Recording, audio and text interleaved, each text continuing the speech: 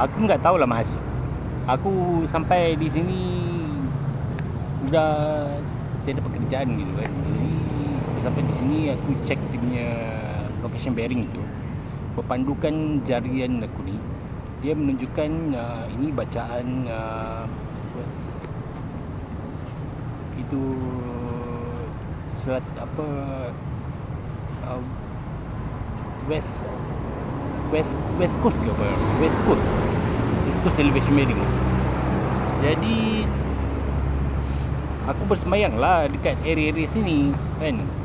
Kabarnya uh, industri NXP ni ada satu lagi manufacturing mau buka di situ kan.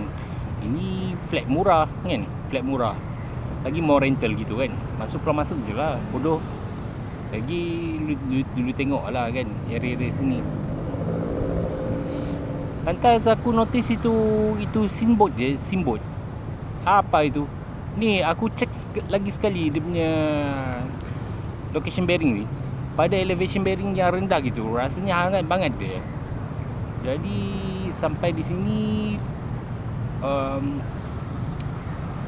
sudah west coast ke, west coast gitu kan. Dia almost sama pusing balik 360 degree ke north kan.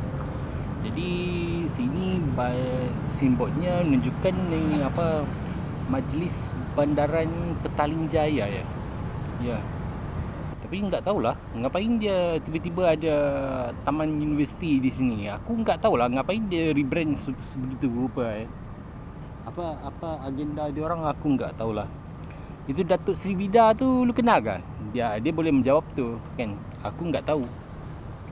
Datuk Sri Vida siapa? Orang gila tu. Itu gemuk-gemuk tu, perangai macam budak tu kan.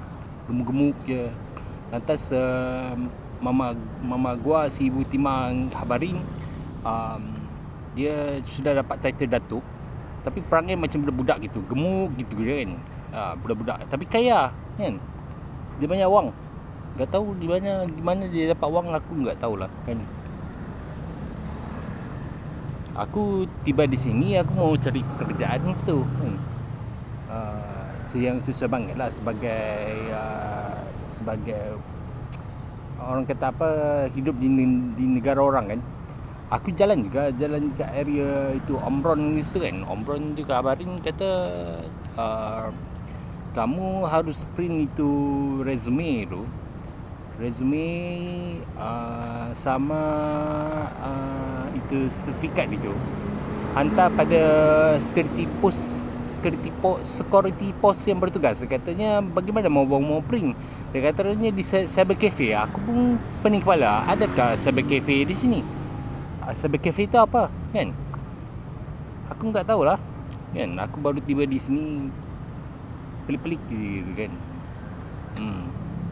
Itulah itu apa, cyber cafe itu yang gimana dia pasang itu, dia set up itu aku enggak tahulah. Habarinnya kalau lu print di situ nanti dia bilang sama lu enggak bayar wang cetakan Haji Berani gitu kan. Cetakan Haji Berani siapa mau bayar tu kan. Sekarang zaman-zaman sekarang semua paperless kan. Pakai je lah itu PDF format. Itu PDF format tu tak perlu lah lu dulu guna Python script, lu modify script tu udah boleh siap dia punya apa soft copy tu kan. Ngapain mau belian itu apa, itu apa, aku enggak tahulah kita apa. Itu apa, software aku enggak tahu lah kan. Aku tiba di sini mau kerja malam gitu kan. Inilah kerja aku, kerja part time gitu kan. Makasih ya.